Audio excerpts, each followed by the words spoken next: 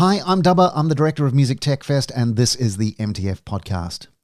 I've had an interest in Bandcamp for over a decade now, since it first started back when I was running something called New Music Strategies. I've been an advisor to Bandcamp in its early days, and full disclosure, I am now a shareholder in the company. And this is because I'm not just a fan of what they do, I'm completely on board with the overall mission to make independent music sustainable in the digital age. Now, it was recently Bandcamp's 10th birthday, and that coincided more or less with Music Tech Fest Stockholm. So I invited Aly Gillani, Bandcamp's UK and Europe label rep, to the festival to meet up with independent artists and labels, have a chat with us about Bandcamp itself, talk a little about his own career in music and tech, and also his own label, First Word Records, who put out a lot of what I can only describe as my sort of thing, including one of my favourite recording artists, Broken Beat maestro Kaidi Tatum. This conversation you're going to hear took place on the interview stage in the Jazziz Lounge at MTF Stockholm. It's Aly Gillani from Bandcamp and First Word Records. Hope you enjoy. First Word Records, I've been running now for 14 and a half years or so. And I used to live in a town called Leeds, which is in the north of England. And I fell into managing a band, like a lot of people seem to, I guess, because I had a car and a phone. So I was very, very qualified for that job.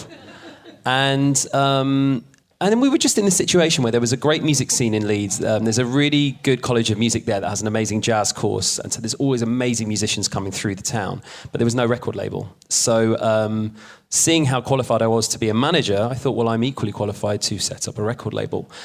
So myself and a guy who I barely met, actually, we were introduced by friends. I said, I want to start a record label. And they were like, oh, you should speak to Andy.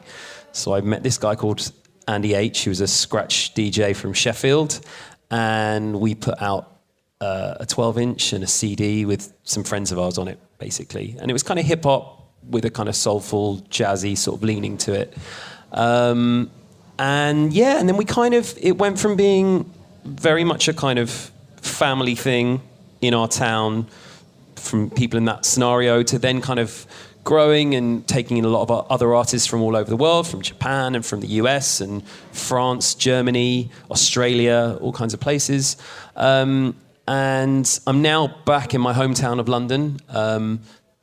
And we've now sort of re-established a new kind of musical family, more based in London. And we are taking in a lot of the kind of broken beat that Andrew mentioned and a lot of jazz. And so that's First Word. One of the interesting things about running a record label is it's really hard to make any money whatsoever. Hence, I also work at Bandcamp. So I've used Bandcamp to sell music for my label for 9 years, I think. I was pretty early on. So I used Bandcamp when, if you sent in a support request, Ethan, the CEO, would reply because they only had 4 staff. So I kind of got to know Ethan and Andrew, who hosts the weekly radio show on Bandcamp, who I knew him from before because he ran another label similar to mine, but more successful, called Ubiquity. At the point, I guess it's 4 years ago, when Bandcamp introduced accounts specifically for record labels, they needed someone to spread the gospel of Bandcamp in the UK and European music industry, and that is me. So that's kind of condensing 14 years into 4 minutes. So how would you describe or characterize what the gospel of Bandcamp is? So the idea of Bandcamp is, so a few interesting things to know about Bandcamp. For a start, I don't know if it's ironic or not, but we're at Music Tech Fest, and Bandcamp is a music tech company. We have, I think, 55 employees now, and I am one of about 6 that has no technical knowledge whatsoever, so here I am. But so the reason I mention that is that there are actually 3 of us in the whole company who have any experience, 3 that have any experience of working in independent music. And what that means is that when Ethan and the guys that founded the company were getting started, they were really looking at it with very fresh eyes. one thing you find when you work in music and you say, hey, why don't we do this? No, you can't do that. That's not how that gets done. It gets done this way. Whereas with Bandcamp, they had none of that baggage. So they could just come in and say, well, that just seems very difficult for artists, and I think there's a better way of doing it. And so they changed it. I'm now coming in and I've got labels going, hey, why don't you do things like this way? Because that's how it's always done. And I'm like, well, yeah, maybe. I don't know. So I think, but the main sort of central point of Bandcamp is it's a community for fans and artists to interact with each other, and for fans to be able to support the artists that they love directly with as few middlemen as possible, and to be able to connect with those artists on a level that, despite mass communication and social media and all of that kind of thing, sometimes it's actually quite difficult. So yeah, it's a very organic, interesting community we've built. As you say, the way we say it is we're quite a shy company, rather than that we don't go to things. But the focus has always been on making a product that's really good for our users, which is mainly artists, some labels, and obviously fans as well. And it's still growing, still getting on lots of amazing music. I think over 7 million people have bought something on Bandcamp over the last 10 years. We have about over 1 million fans with registered fan accounts, and we're adding those at about 100,000 a month. So it's really growing quite exponentially at the moment. We're selling 36,000 records a day, which is, I think, one every 2.5 seconds, something like that. And this is in a world, and I don't need to say this to you, in the home of streaming, in a world where we're told people don't want to buy music anymore. But we're evidence that maybe some people still do. Whenever you read anything online about the state of the music industry, or you read newspaper articles about artists make no money anymore at all, to Universal's just had the biggest, windfall in history, and sort of the spectacle of that is at its height. Bandcamp's never mentioned in those conversations, because it almost seems like it's too much of an outsider, it's too much of an outlier to make sense within the context of that conversation. Yeah, it's an interesting thing. One thing that we always say to artists and labels on the site, we have a thing called the Bandcamp Daily, which is our editorial offering, which we set up about 2 years ago. So we have new articles about new music on the site that go up every day.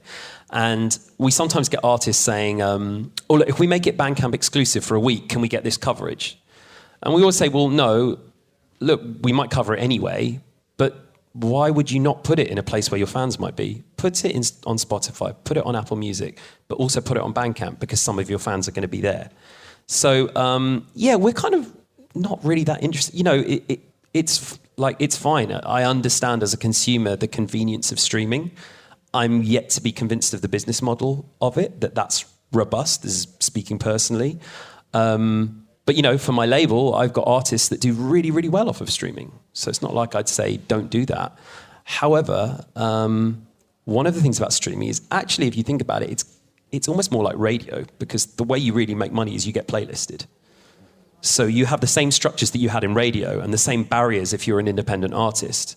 What we try and do with Bandcamp is have something that's a bit more democratic, something that's a bit more where you're more in control of the interactions. Every time you make a sale, you get a fan's email address. You can then get in touch with them, tell them about new music that you've got coming out. You don't know that stuff. You might know demographics from your streaming data, or for other DSPs. But to actually have that individual data and be able to interact with your fans directly, that's quite rare, I think. Bandcamp's changed quite a lot over the years that it's been running. It's sort of in year 10. And when it started out, it wasn't a community. It wasn't a place where you could go and shop for music. It was like, if you were a band, you could have a Bandcamp page. Bandcamp wasn't the supermarket. It was, you go through the band to get to the band's page, and it happened to be powered by Bandcamp. And essentially they were an e-commerce platform for artists. Now it's very much conversation, community, discovery, fan thing. But the interesting thing for me is how that's developed. You get, Facebook rolls out a new Facebook every second day. Spotify the same, there's new buttons, new features, new, all the rest of it. Bandcamp maybe once a year will go, there's a new thing. And we've been working on it, and it seems like really deliberate. Yeah, I think definitely so. I think there are like subtle changes that we roll out that most people wouldn't notice. Like now, if you're on a page, there's a little search bar at the top, which never used to be there. But our designers are really good, and so they don't make it really conspicuous and what have you. I'm not. Like I said, I've been at the company 3.5 years. I don't quite know how that's happened. I started at the same time as our editorial team started, which was a big change in how music discovery works on Bandcamp. But yeah, I think it's, when we discuss new features and things, Ethan will always say to us, how does it help artists? That's still the central guiding principle. Is it helpful to artists? If it isn't, do we really need to do it? Which is really good, because it's a really good reminder of why we're doing this in the first place, But yeah, I think, when I started using it for my label, it was just, we had an e-commerce site that we built ourselves, and it was terrible. And here was a good platform that did it well.